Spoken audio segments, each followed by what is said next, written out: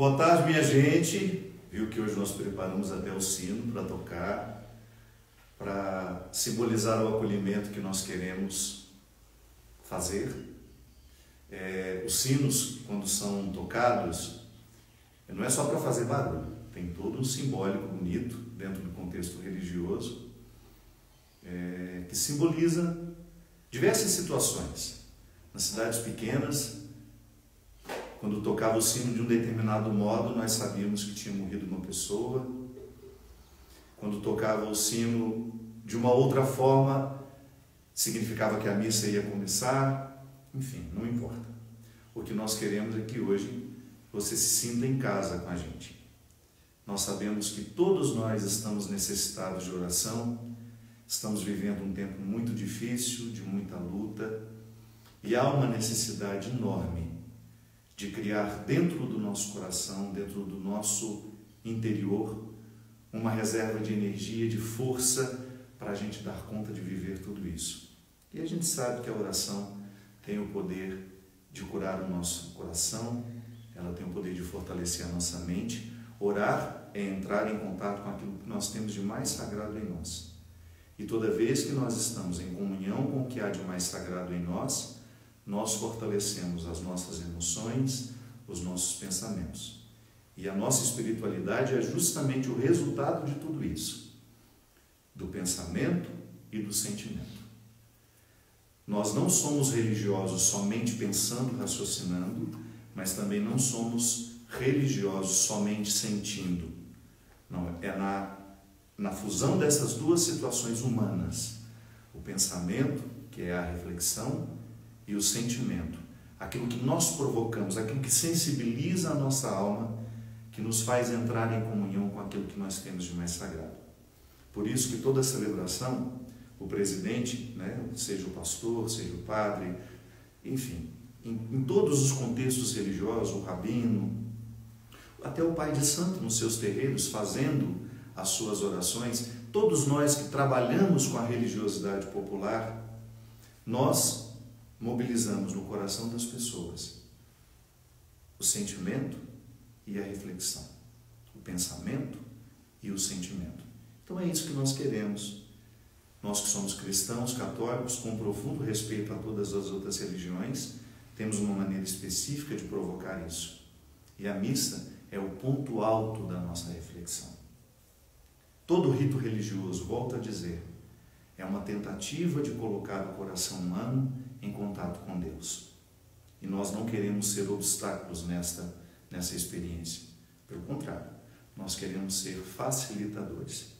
Portanto, seja bem-vindo à nossa casa, seja bem-vindo à nossa capela, a capela que é dedicada ao coração de Jesus. Coloque aqui a sua família, as suas intenções. Como nós fazemos toda a missa, a gente desativa agora os comentários para ajudar a oração de quem está nos assistindo. São tantas pessoas que estão em casa neste momento, impossibilitadas de sair e que entrarão em contato conosco através da celebração que nós faremos aqui. Muito obrigado pela confiança. Eu sempre digo, toda vez que eu tenho uma assembleia diante de mim, todo mundo que escolhe estar comigo, que quer estar comigo, sempre se desdobra dentro de mim uma responsabilidade muito grande.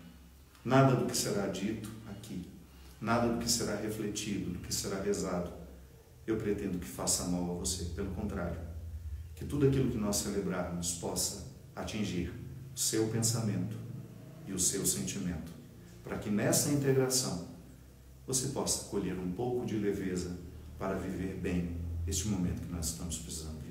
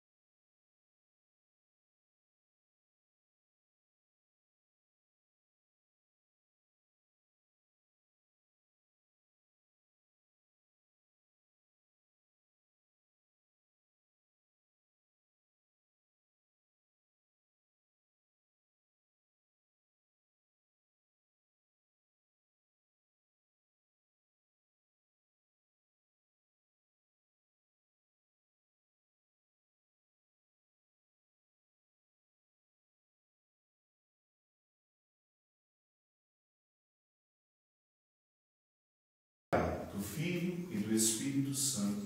Amém. Que a graça e o amor de Deus, a ternura de seu Filho Jesus e a santidade do Espírito Santo esteja com todos vocês. Bendito seja Deus que nos reúne no amor de Cristo. Meus queridos,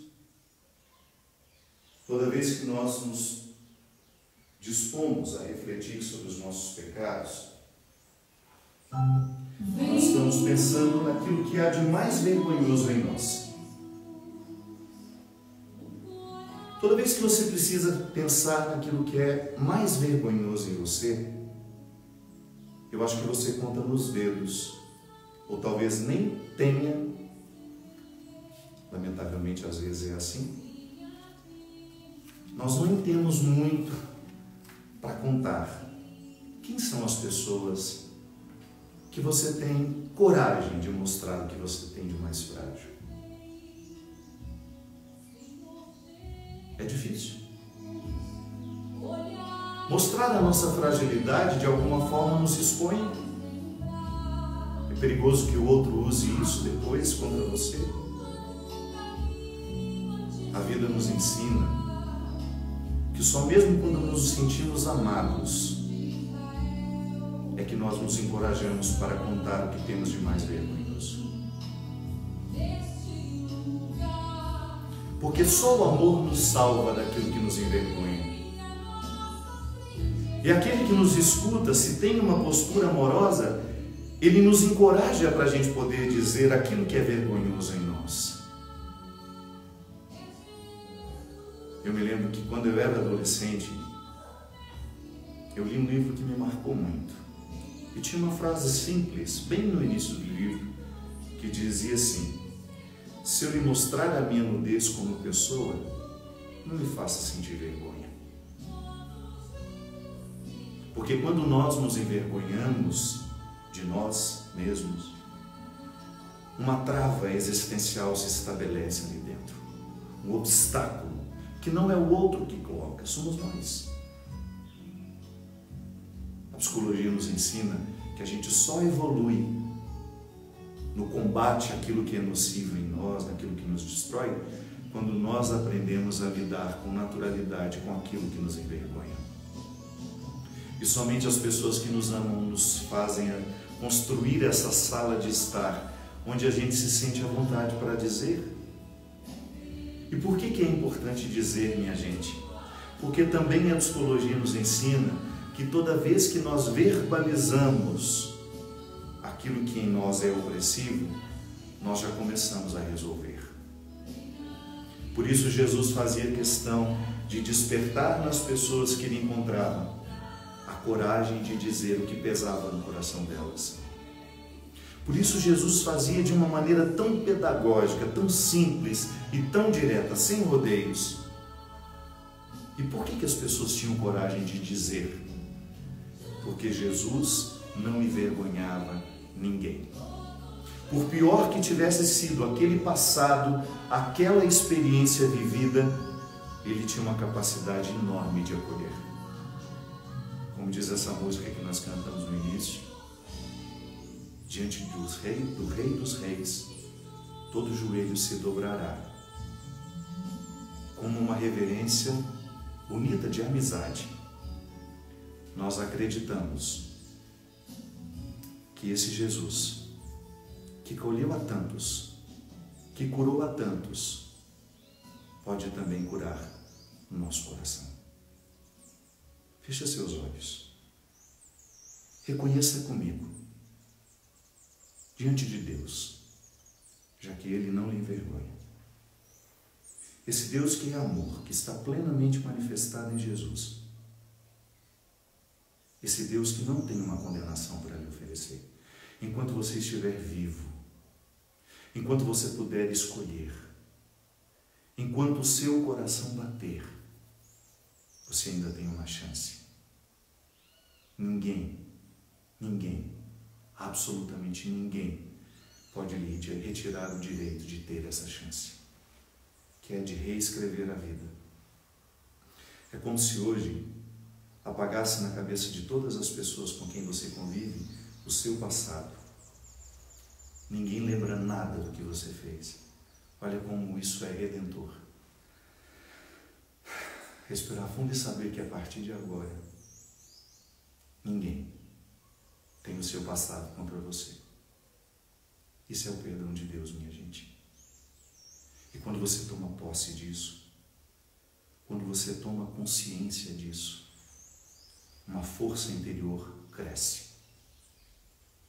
E acreditando que o seu passado foi apagado porque Deus lhe perdoou, porque Deus lhe concedeu uma nova chance, você é capaz de virar a página e reescrever a sua história de um jeito novo, sem os defeitos de antes, sem os erros de antes.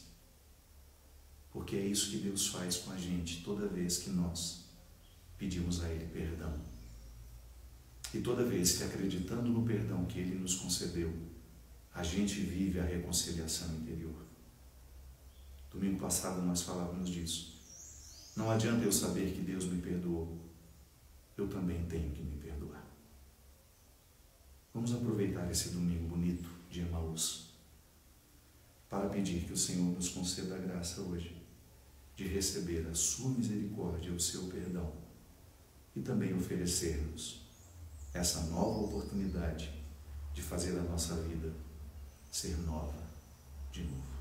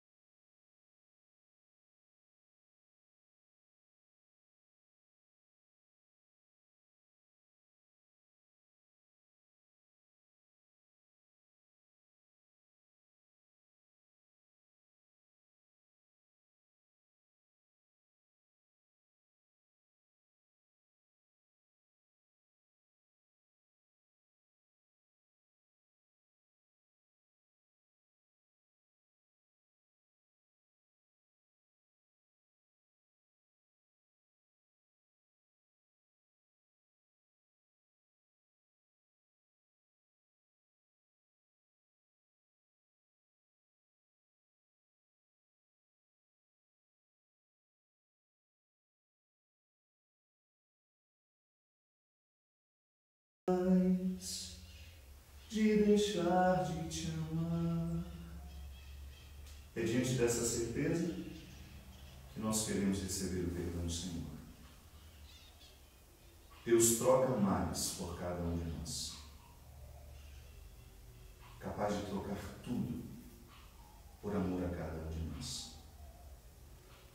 Deus Todo-Poderoso, tenha compaixão de nós, perdoe os nossos pecados e nos conduza à vida eterna. Amém. Vamos glorificar a Deus pela nossa vida, por tudo o que podemos nele e através dele. Glória a Deus nas alturas e paz na terra aos homens por ele amados. Senhor Deus, Rei dos céus, Deus Pai Todo-Poderoso, nós os bendizemos, nós os adoramos, nós os glorificamos, nós os damos graças por vossa imensa glória, Senhor Jesus Cristo, Filho unigênito, Senhor Deus, Cordeiro de Deus, Filho de Deus Pai, vós que tirais o pecado do mundo, tende piedade de nós. Vós que tirais o pecado do mundo, acolhei a nossa súplica. Vós que estais à direita do Pai, tende piedade de nós. Só vós sois o Santo, só vós o Senhor, só vós o Altíssimo Jesus Cristo, com o Espírito Santo, na glória de Deus Pai. Amém. Oremos. Hoje eu gostaria de rezar a intenção da minha querida amiga Débora Montenegro, que aniversariou ontem. Quero também pedir na intenção do Cadinho, pela alma dele, que faria 60 anos hoje. Cadinho faleceu há pouco tempo, pouco mais de um mês. E quero também que você, neste momento, que perdeu algum ente querido, neste tempo de quarentena, em que nós não estamos tendo a oportunidade de ir às igrejas celebrar as intenções deles, que você coloque neste altar a intenção da pessoa que você sabe que faleceu, ou que era algum parente seu, ou que era só um conhecido, algum amigo. E quero pedir também que você coloque a intenção da sua família. Reze pela sua família comigo. Vamos juntar os nossos corações neste momento. Eu quero colocar aqui também a minha família. E quero colocar todas as famílias que agora, neste momento, estão nos acompanhando. Ó Deus, que o vosso povo sempre exulte pela sua renovação espiritual, para que, tendo recuperado agora, com alegria, a condição de filhos de Deus, espere com plena confiança o dia da ressurreição, por nosso Senhor Jesus Cristo, vosso Filho, na unidade do Espírito Santo. Amém.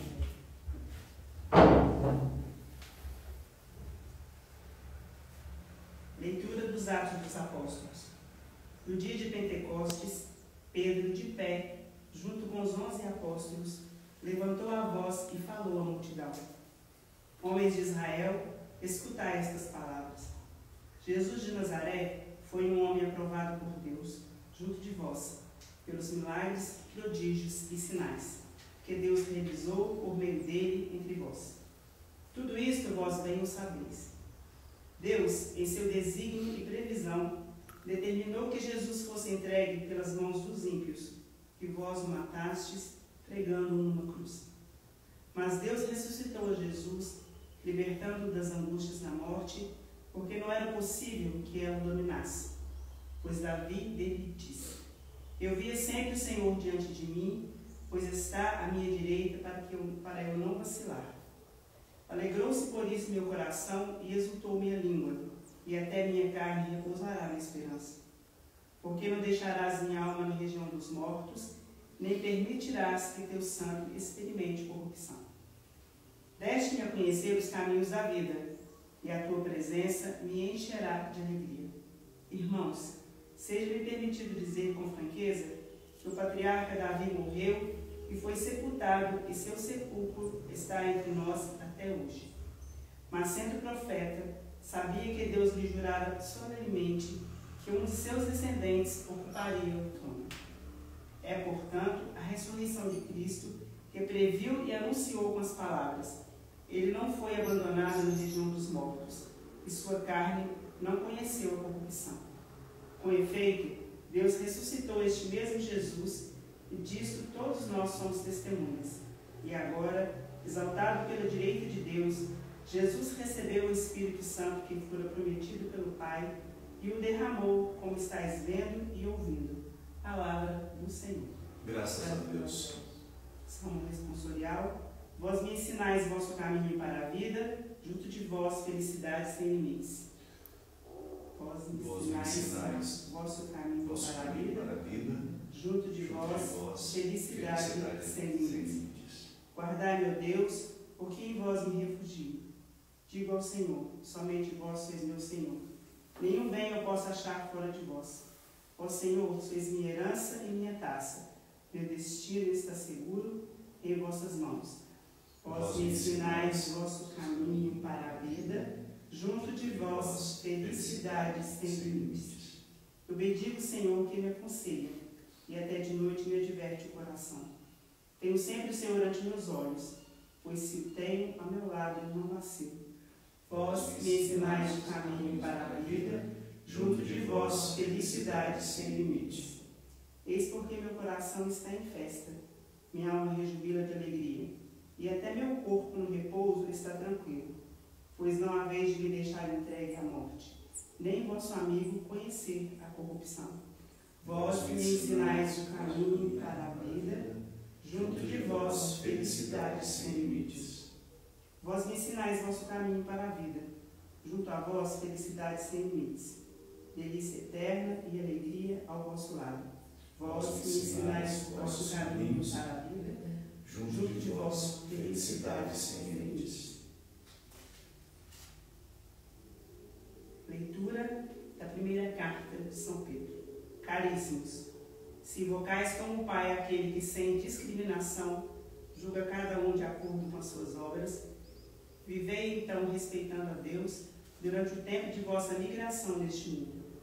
Sabeis que fostes resgatados da vida fútil herdada de vossos pais, não por meio de coisas perecíveis, como a prata ou o ouro, mas pelo precioso sangue de Cristo, como de um cordeiro sem mancha nem defeito. Antes da criação do mundo, ele foi destinado para isso, e neste final dos tempos, ele apareceu por amor de vós. Por ele é que alcançastes a fé em Deus. Deus o ressuscitou dos mortos e lhe deu a glória, e assim a vossa fé e esperança estão em Deus. Palavra do Senhor. Graças a Deus. Buscai primeiro o reino de Deus e a sua justiça, e tudo mais vos será acrescentado. Aleluia, aleluia. O Senhor esteja convosco. Ele está no meio de nós. Proclamação do Evangelho de Jesus Cristo, narrado segundo Lucas. Naquele tempo primeiro da semana, 2 dos discípulos de Jesus iam para um povoado chamado Emaús, distante 11 quilômetros de Jerusalém. Conversavam sobre todas as coisas que tinham acontecido. Enquanto conversavam e discutiam, o próprio Jesus se aproximou e começou a caminhar com eles. Os discípulos, porém, estavam como que cegos e não o reconheceram. Então Jesus perguntou: o que ides conversando pelo caminho? Eles pararam com um rosto triste, e um deles, chamado Cleofas, lhe disse: tu és o único peregrino em Jerusalém que não sabe o que lá aconteceu nestes últimos dias? Ele perguntou: o que foi?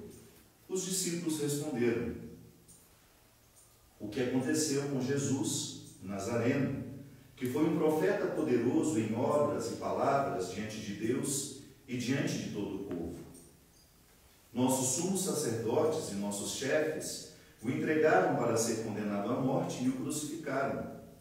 Nós esperávamos que ele fosse libertar Israel, mas apesar de tudo isso, já faz 3 dias que todas essas coisas aconteceram. É verdade que algumas mulheres do nosso grupo nos deram um susto. Elas foram de madrugada ao túmulo e não encontraram o corpo dele. Então voltaram dizendo que tinham visto anjos e que estes afirmavam que Jesus estava vivo. Alguns dos nossos foram ao túmulo e encontraram as coisas como as mulheres tinham dito. A ele, porém, ninguém o viu.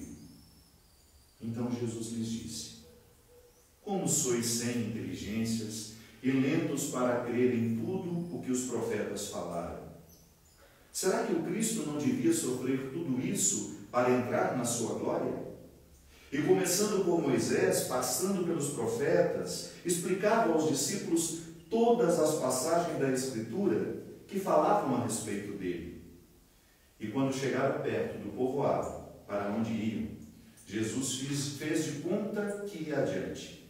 Eles, porém, insistiam com Jesus, dizendo: fica conosco, pois já é tarde, a noite já vem chegando. Jesus entrou para ficar com eles. Quando se sentou à mesa com eles, tomou o pão, abençoou, partiu e lhes distribuía. Nisso os olhos dos discípulos se abriram e eles reconheceram Jesus.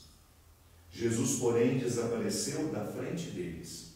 Então disse ao outro: não estava ardendo o nosso coração quando ele nos falava pelo caminho e nos ensinava as Escrituras? Naquela mesma hora, eles se levantaram, voltaram para Jerusalém, onde foram encontrar com os discípulos. Eles estavam reunidos, e estes confirmaram: realmente, o Senhor ressuscitou e apareceu a Simão. Então, os dois contaram o que tinha acontecido no caminho e como tinham reconhecido Jesus ao partir do pão. Palavra da salvação. Glória a Deus, Senhor. Que as palavras do Santo Evangelho perdoem os nossos pecados.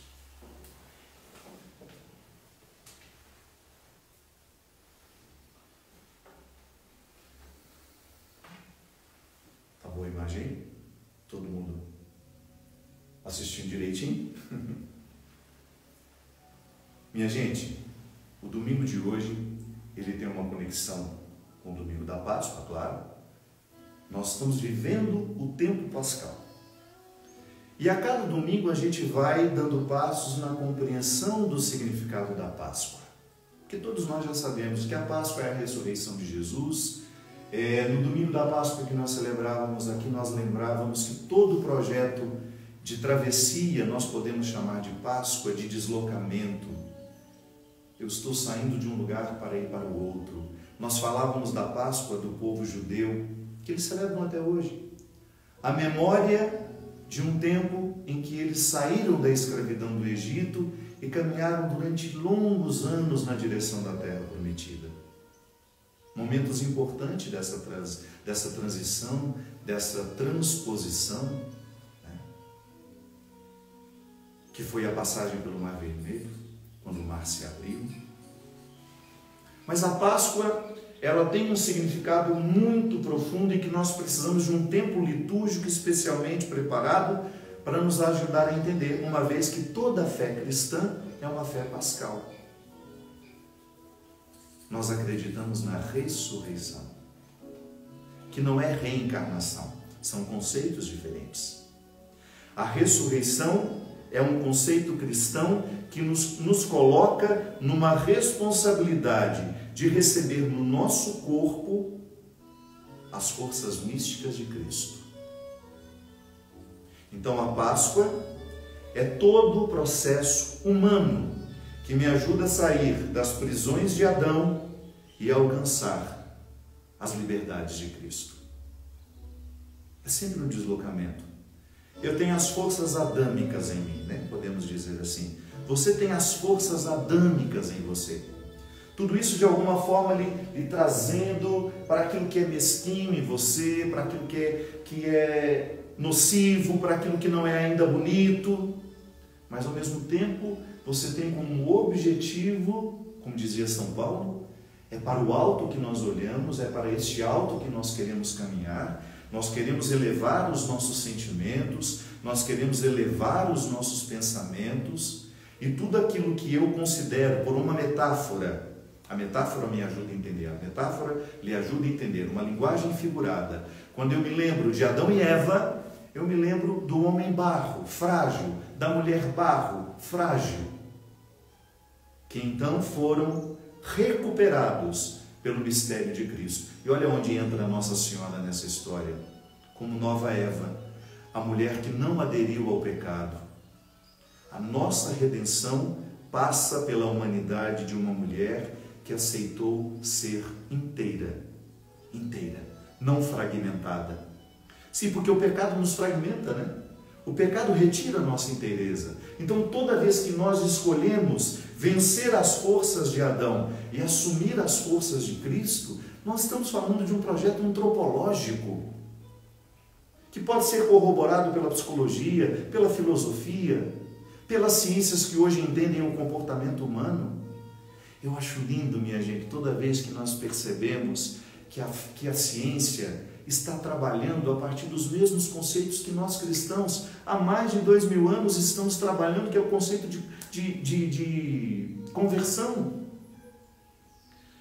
É claro que nós, enquanto religiosos, porque fizemos um discurso errado, porque interpretamos de maneira equivocada o contexto religioso, colocamos culpa nos corações humanos, fizemos com que muitas pessoas se matassem porque não se entendiam à luz da verdade. Lamentavelmente, foram apresentados a um Deus cruel, a um Deus carrasco, como eu gosto de dizer sempre, muito pior do que nós. Quantas vezes um discurso religioso foi causa de queda para muitos, porque estava pautado em uma mentira e não na verdade. A verdade, se nós quisermos ter acesso, é Jesus. Esse Jesus que caminha ao lado dos 2 discípulos de Emaús. Eles estavam voltando para casa decepcionados. Quem já foi a Israel comigo sabe a distância que existe entre Jerusalém e Emaús. Eles estavam em Jerusalém porque eles participaram da Páscoa, eles estavam lá por causa da Páscoa, e eles estavam lá porque já eram discípulos de Jesus. E eles estavam esperando que Jesus, naquele dia glorioso, derrubasse as forças do Império Romano e estabelecesse o tal do reino de Deus que ele tanto falava. Jesus pregou o tempo todo o conceito de reino de Deus e os próprios discípulos não entenderam o significado porque eles achavam que era um reino político. Eles achavam que Jesus ou ia aderir ao poder político daquela época, ia se juntar com os poderosos, ou Jesus ia mandar matar todo mundo e estabelecer um novo governo. Claro, é a tentação de todos nós, não é? É muito mais fácil acreditar num reino político, porque isso causa até um certo conforto, pensar que essa estrutura horrorosa que nós temos que suportar vai cair por terra, porque chegou um Salvador da pátria que vai nos livrar de tudo. Vai nos livrar da corrupção, vai nos livrar dos impostos pesados que o Império Romano nos impõe. Vamos viver dentro de uma sociedade mais justa. Era maravilhoso acreditar assim. Mas Jesus não estava falando de matéria. Jesus não estava falando do poder humano, que é de dominar outras pessoas. Jesus estava falando de um poder muito superior, que é aquele que provoca no nosso coração uma capacidade enorme de, mesmo quando estivermos sob algum período de escravidão, não nos sentirmos escravos. O poder que Jesus pregava, o reino que Jesus falava, é um reino espiritual. É esse que nós podemos habitar através do nosso pensamento e do nosso coração e que nos leva a transformar todas as realidades que estão ao nosso redor. Porque onde existe um ser humano verdadeiramente convertido, ali não haverá espaço para a morte, ali não haverá espaço para absolutamente nada que possa ser prejudicial à vida humana. Ser em cada um de nós. Às vezes eu fico incomodado, né? Nós falamos tanto em paz mundial, mas a gente não é capaz de construir paz e harmonia dentro das nossas casas. Como é que eu posso querer a paz mundial se eu vivo em guerra com a terra que vive comigo? Vivendo. Certamente também, como os outros discípulos, deixaram um bom tempo da vida, andar. E Jesus vai fazendo isso que eu estou fazendo aqui. Só que, claro, com muito mais propriedade. Foi explicando para eles o significado da Páscoa. para o verdadeiro reino de Deus, que se estabeleceria dentro deles quando eles fizessem uma experiência do Cristo ressuscitado. Quando eles abandonassem as ilusões de que aquele reino que Jesus pregava era um reino de poder político, mas era um reino de poder espiritual. Era outra forma de autoridade. Era a autoridade sobre o mal do pão. Minha gente, aqui neste momento em que nós estamos recordando as situações de morte no seu coração, que você precisa vencer. Eu sei que vazio trancado dentro de você, muito sepulcro ainda trancado dentro de você, que precisa ser exposto ao sol. Viver a Páscoa é retirar diariamente tudo aquilo que em nós ainda é resquício de morte, tudo aquilo que no nosso comportamento ainda não é ressurreição, tudo aquilo que em nós ainda não é sinal do reino de Deus. Viver a Páscoa é diariamente reconhecer diante de Deus e das pessoas que são mais próximas, como nós dizíamos no ato penitencial, que nos amam. Quais são as vergonhas que nós precisamos superar? Quais são os detalhes do nosso temperamento, da nossa personalidade, que ainda precisam ser clarados pelo sol da ressurreição? Estamos em transição. E o último ponto com o qual eu encerro: o significado da Eucaristia. Não vamos pensar como apenas uma oportunidade que a gente tem de estar dentro da igreja, de nos juntarmos a outras pessoas e realizar um rito. Não. É a oportunidade que nós temos de viver a mesma experiência que os discípulos de Emaús viveram, de receber Jesus em nossa vida. Uma vez eu fui constrangido por uma mãe. Eu era padre recém-ordenado em Belo Horizonte, eu estudava lá.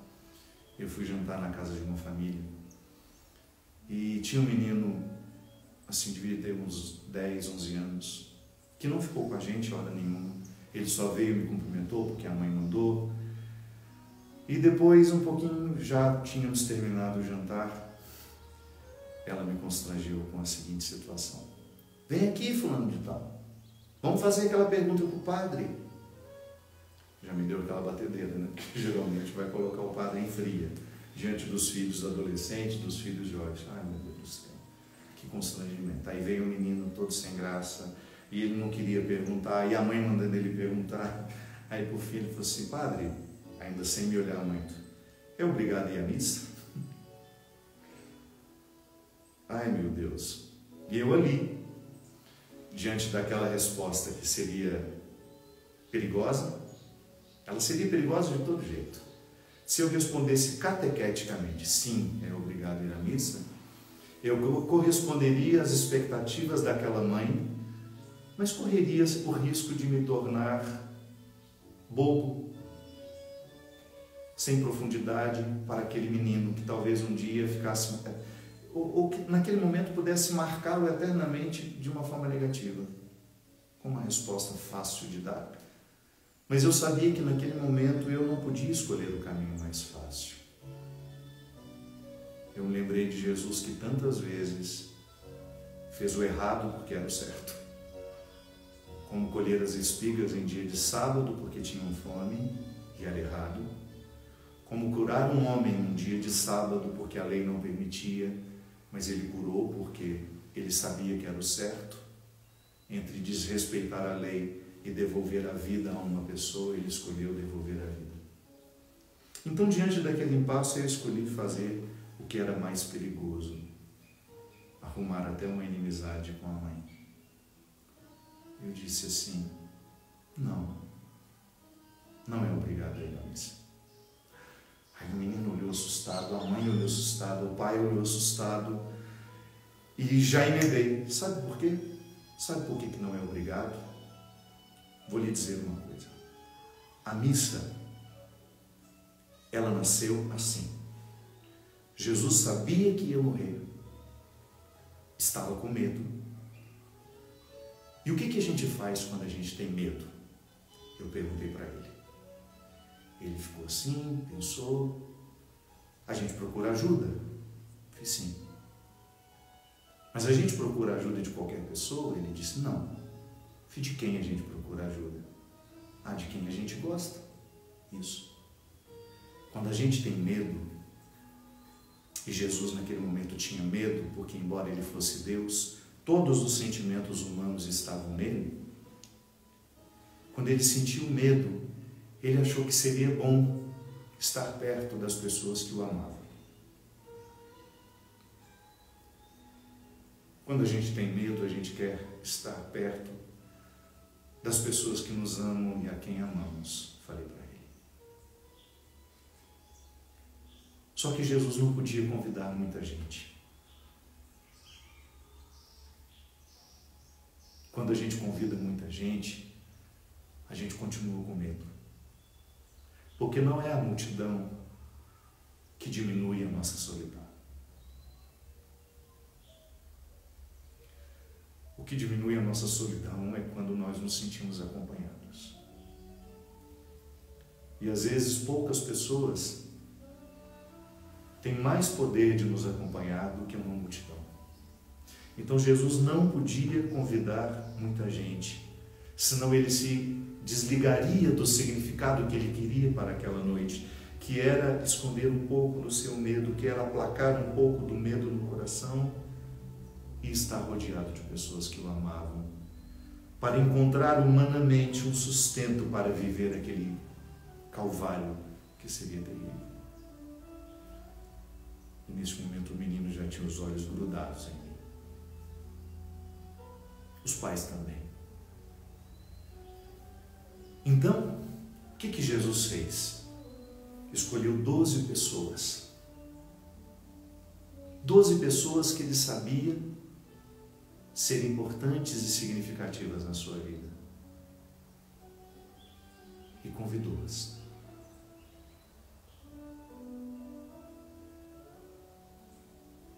Todos eles compareceram, porque foram convidados. Se você pensar que a missa é uma memória que nós fazemos daquela ceia, daquele momento em que Jesus sentia medo e queria estar acompanhado de seus amigos, claro, há um outro significado muito mais bonito que se desdobra. É um momento em que ele vai ensinar aos discípulos uma forma de dar continuidade ao projeto dele. Mas eu não queria falar disso com aquele menino. Eu queria falar só do primeiro ponto. A missa é um convite. Aí eu perguntei para ele, se hoje um dos seus amigos fosse morrer também, e ele escolhesse fazer também uma janta, um jantar, o último jantar dele, em que ele reuniria os seus amigos, e ele só pode convidar 12, que é o número que a mãe dele deixou, e você fosse o convidado, se o seu nome estivesse especialmente colocado entre aqueles 12, você interpretaria aquele convite como uma obrigação? Ele disse não. Se você interpretaria como? Como um prazer. E aí ele falou mais. Porque eu me sentiria especial. Ele podia chamar outras pessoas e resolveu me chamar, porque eu sou importante para ele. Pronto. Toda vez que você escutar que você é obrigado à missa, converte essa mensagem no seu coração. Converte essa mensagem na sua cabecinha. E lembre-se que é Jesus fazendo uma listinha de convidados e colocando o seu nome. Aí ele falou assim, mas aí todo mundo pode pensar assim? Eu falei, sim. Todo mundo pode pensar assim, porque quando Jesus nos amou, Ele nos amou a todos, mas de maneira particular.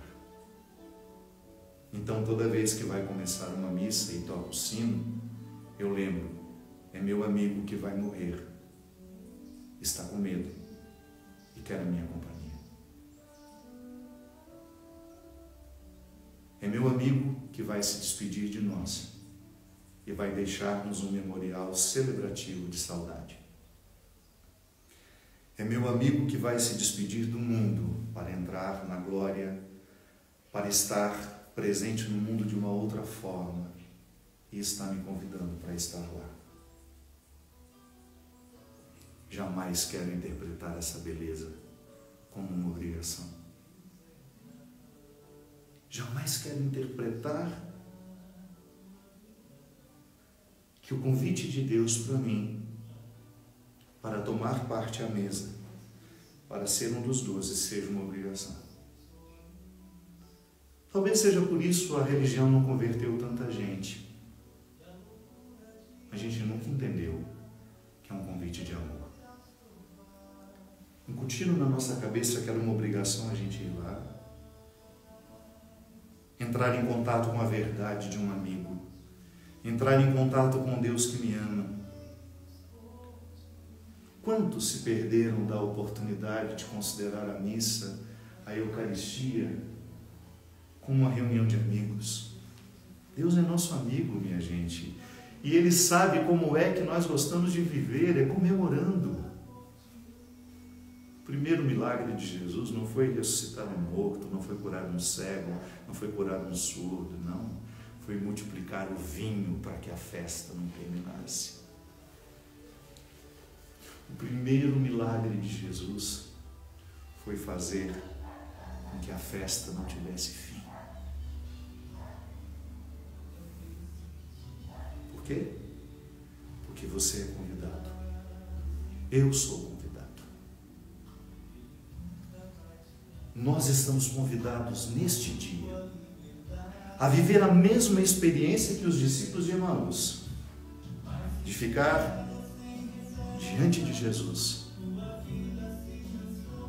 e receber dele o que de mais precioso ele pode nos dar, o seu amor nas espécies do pão e do vinho, que eucaristicamente são transformados em corpo e sangue.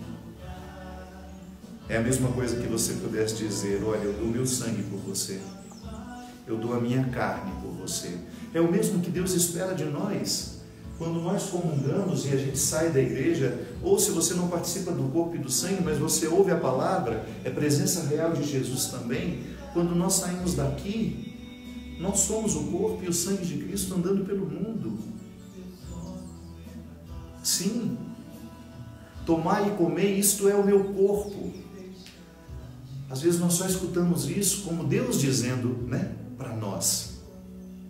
Mas pense nessa dimensão eucarística. Se Deus me disse, tomar e comer, isto é o meu corpo, eu também digo para Ele: Senhor, toma-me também. Isto é o meu corpo, que agora, neste momento, está entregue. Eu também sou teu. E é por isso que se chama comunhão, minha gente. São os encontros. É a arte do encontro entre Deus e nós. É Emaús se tornando realidade aqui, neste momento, e a gente passando a entender a ressurreição de um jeito novo, a missa de um jeito novo. Não é obrigação, pelo amor de Deus, nunca foi. E se alguém um dia lhe ensinou a missa como obrigação, corrige na sua cabeça. Lembra da história do menininho? É um convite que você está recebendo. Você não é obrigado a ir, mas você quer ir pela importância do convite, pela grandiosidade do convite. Deus não lhe deixou de fora da lista de convidados. Deus não está lhe deixando fora. O seu nome está na lista.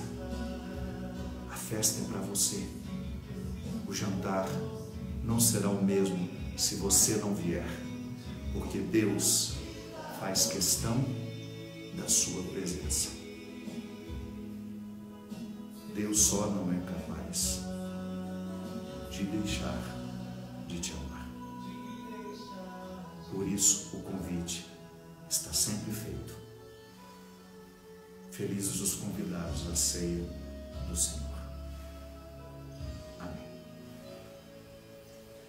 Nós vamos fazer agora aquele breve no intervalo, porque na missa não pode ter intervalo, mas para que a live não caia, Nós vamos fazer a pausa. Você vai me prometer que você vai voltar, porque nós vamos continuar agora essa parte tão importante que é a liturgia eucarística. E nós vamos ter uma oração muito especial pedindo a Deus pelas nossas famílias ao final.